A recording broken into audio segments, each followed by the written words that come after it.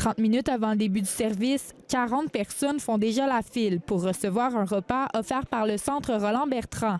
De savoir qu'une place comme ça existe pour les gens qui ont le plus de misère, parce qu'on s'entend que ça ne vient pas en évoluant.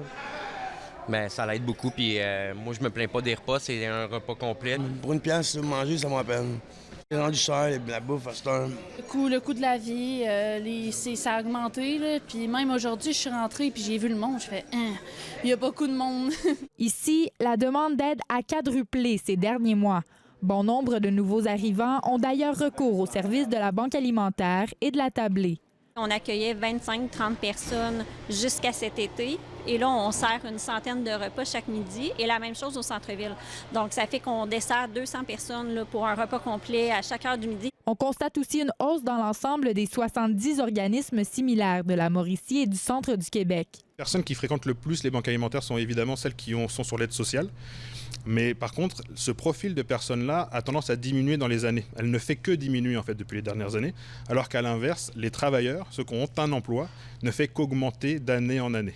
On est passé de 5,7% des personnes qui avaient un emploi il y a 10 ans à aujourd'hui 12,9%.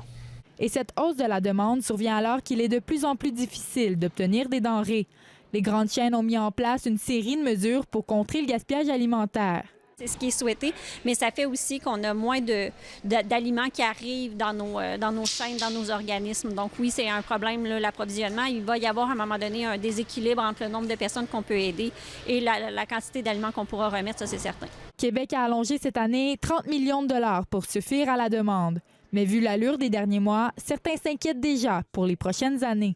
Mais ça nous prendrait un engagement gouvernemental d'un peu plus long, de quelques années, pour nous permettre de réfléchir à comment on fait en sorte que les dons augmentent. Parce que depuis des années, nos dons stagnent, voire diminuent. Le réseau provincial des banques alimentaires du Québec cherche justement à revoir son modèle et voir de quelle façon il pourrait s'approvisionner autrement.